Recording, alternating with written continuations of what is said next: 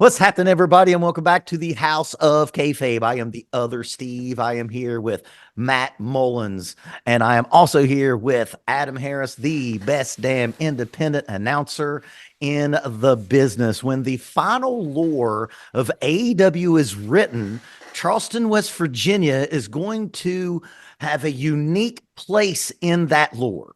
A few chapters. Our home turf. Charleston was the second ever TV taping. It was also the place of the AEW CM Punk pipe bomb. I was in ringside with Stephen P. New for that. And now it is the place where the Young Bucks and Tony Khan decided to show the backstage incident at AEW All In. Now, my good buddies here, Matt Mullins and Adam Harris, are friends of mine for 15 years plus, actually. And I know that they are two of the most honest amigos that you will ever run into. Matt Mullins and Adam Harris. Let me read for you a quote from, should we call him the infamous dirt sheet writer, Dave Meltzer? Well, first, can I say that I'm puzzled on the placement of when to show the footage. Like, that everybody's watching that show to see the footage. Why not put it at the end of the show? Why put it at the 9:00 hour? It wasn't even the 9:00, was it? I thought it was the second segment. Second segment. I remember looking at Matt Mullins and saying, like, a bunch of people just tuned out just now. And I will say there was a tremendous amount of people walking out. Now, like, I don't know if you noticed that. It's also to be said that you two were in attendance definitely of this AEW Dynamite taping in Charleston, West Virginia. Go on, Adam. So we didn't see a ton of people leaving necessarily after that, but I did notice that, like, we're looking at the clock. It's before the top of the hour. And so whoever they were hoping to get to tune in, it wasn't even going to get across the final quarter hour, which all of us, fans of WrestleNomics and everything are fans of the ratings and which quarter hour does what. But I looked at Matt and I was like, they didn't even do that at the quarter hour. They did this, which was the promo that we'd already seen about the new podcast featuring Adam Cole and the Dark Order's Zero Uno or whatever it was. And I was just like, wow, that whole thing. And I'm not a guest booker or anything, but that seemed like that was not the best placement, No. as far as the rating goes, right? I mean, I want to say first, really, too, that, like, I'm not against AEW in any way. I think that not at all. We and Adam's not either. I mean, we are rooting for all the companies. We think full that price. Yeah, we think that it's a rising tide raises all ships. However, there's some shit wrong with this. Okay, now that being said, so we've set it up where we have a horrendous placement in the show. Not even trying to pop that rating at the top of the hour or get a big splurge. The main event, Matt and Adam are in attendance at the, I knew it as the Charleston Civic Center. It's called now the Coliseum. And as I was saying before, the infamous dirt sheet writer, Dave Meltzer, wrote in The Observer, quote, when the footage aired in the building and people saw Punk, a CM Punk chant started. There was reaction to the shove, and then there was a loud fuck CM Punk chant. None of this made the air. Adam Harris, you were on site. Did that go down the way that Brother Dave said it did? I definitely want to hear what Matt has to say. We were sitting right next to each other, and we were directly across from the entrance. So the big screen was up, in a landscape mode right in front of us, but there was no audio on the screen. But that didn't really matter because we couldn't hear anything, or at least I personally couldn't, once the Bucks started talking and they said, and the other person, the Bucks set it up and they said the first person involved in this incident was, the scapegoat and whatever. And then other person. And as soon as they said the other person, the CM Punk chant started. That was my memory, Matt. Is that what you remember? There was very audibly CM Punk chants throughout the night. CM Punk is still AEW's biggest star. That is 100% for sure. If you want me, do you want me to answer the Matt question? Mullins, yes or no? Were there fuck CM Punk chants in Charleston, West Virginia at the Charleston Coliseum? I would have a hard time believing that Dave Meltzer was there. He wasn't. This is a report. Because fuck no. There was no fuck CM Punk chance. If there were, none. man, it had to been sporadic or in There certain might have been. particular There might have areas. been Billy Meltzer over there saying fuck. That was it.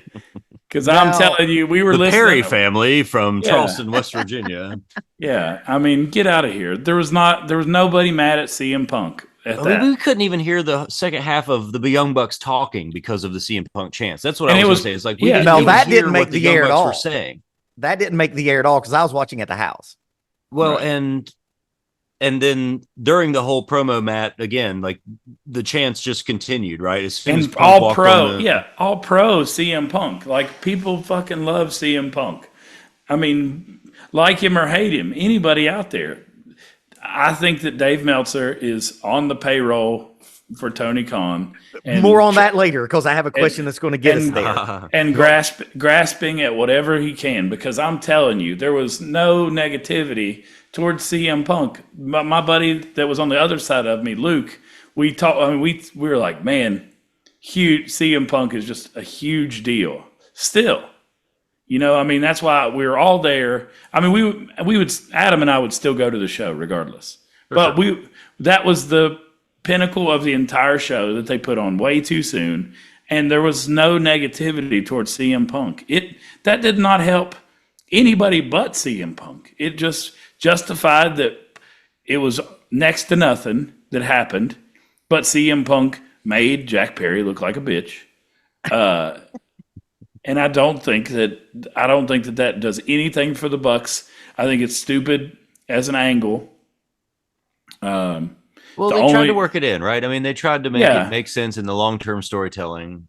I meant to fact check something before we jumped on here, but I'm pretty sure the Bucks teamed with FTR after the loss at Wembley against House of Black, but I might be wrong about that. But they're telling the story in that they were so distracted from this, they lost to FTR. And I will say, Matt, do you think FTR still more over than the Bucks? Nobody's more over than CM Punk, but once the FTR came out to make the save on the Bucks and stuff, it was like they came out to cut the promo. They were over.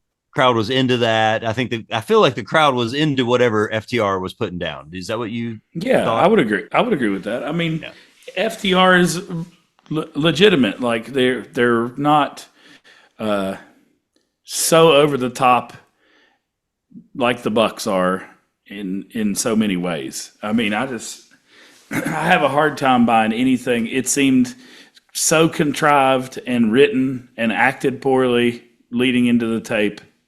How could anybody say fuck CM Punk?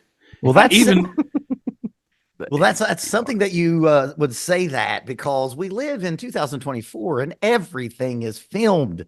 You can't go anywhere without someone with their phone out. So we're not the only skeptics.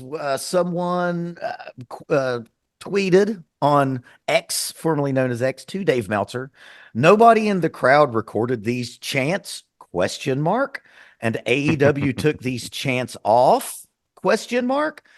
Where Dave said, no live crowd noise was played during the segment on TV. And that's right. Yeah, I went back and watched. That's right. There is, or at least was, live arena footage shot where the reaction was stated from start to finish, how it started and went during that minute or so. Now, if you were saying this, it'll be a lot more uhs and ums and is.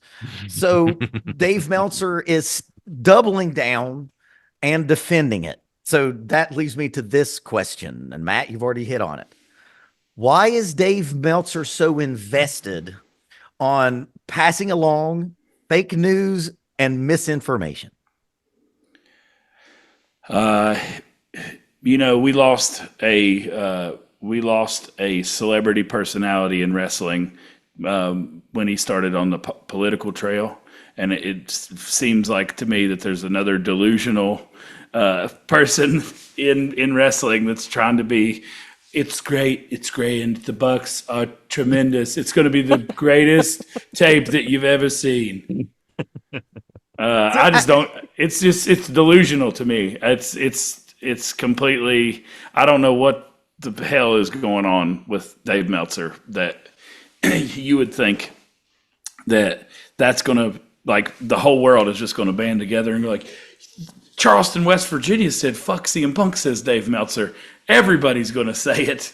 Like, get out of here. Nobody in Charleston, West Virginia are diehard wrestling fans. We did not say fuck CM Punk because we love old Phil in all his warts. And we love FTR. I mean, they're old. Yeah. And Phil's grumpy as shit. And who cares? Who gives a shit? That he's better than the Bucks. Matt Mullins has been in worse fights on Monday Night Wing Night than what we saw as a fight in that footage. So, Adam, do you Huge think Al Snow once said that Dave Meltzer was the best worker in all of wrestling, and here's why. He's made hundreds of thousands, maybe possibly millions of dollars, because he's been at this for decades and decades. On the wrestling business, has not taken one bump, which in Al Snow's opinion makes him the best worker in all of wrestling. Adam, is this someone who is just targeting his audience capture? Like, he knows who his audience is and he's just catering? Is he on the payroll? Why lie? I hope if there's anybody that heard what we heard, if you were in the building in Charleston, West Virginia, put it in the comments, please. If you've watched this long and you want to prove us wrong, please put it in the comments if you were there, and some people were. If it was a minority. It was by no means overwhelming. We all heard nothing but CM Punk chants from the time the Young Bucks started talking almost. And so we didn't even hear. I had to come home and watch it on DVR to hear what the Young Bucks actually said about the incident, because the Punk chants were so loud in the building at the Coliseum. So, and here's the thing. What did they stand to gain from it is what everybody's asking. And I think why we're talking about it right now is what they stood to gain. Mm-hmm. We're talking about it. They announced it in the middle of WrestleMania, the morning of Sunday Mania. We were all talking about it like, oh gosh. And for us, this was in Charleston, West Virginia. Like, oh, this changes everything. They're going to play this in Charleston, right? And so we were excited to be there. I don't think it sold much more tickets. I don't think it might have made more viewers. What was the attendance? Interested. Does anyone know the attendance? It wasn't much more than, it was probably 3,000 or so, maybe a little under. I haven't seen a final reported number. It was less than what they did last time, I think, which was 4,000. Mm-hmm. So the pre-sales were not as good as last time. I don't think it popped as good. It popped a rating, obviously, as we've seen, but we'll see how they can carry it on. And so what they stood to gain out of was a rating and a week or so of us talking about it. And so now we have to capitalize on it. What storyline comes next? They also spent some time talking about Triple H in a vague manner that I don't think was relevant. And maybe we have to do another video on that. But we just have to wait and see. You know, can this tag feud overcome? And a Jack Perry return, I think, is going to be over as hell. I think in a good way or a bad way, there's going to be more CM Punk chants on TNT and on TBS. But shame on you, Dave Meltzer. This is like when Anheuser-Busch bought RateBeer.com. Of course, they're going to get higher ratings on their beers when the fucking rating system is owned by Budweiser. Dave Meltzer, you're rating matches and you're on the payroll and you're making up shit. And I'm all for getting kayfabed, but I don't like you. And I'd like to go ahead. Yeah. I just think that, I mean, we're in this because we love pro wrestling, and Dave is creating more bullshit that we don't want. That's the opposite of what we want. We just want, good angles, good matches, good payoffs. That's all we're asking for.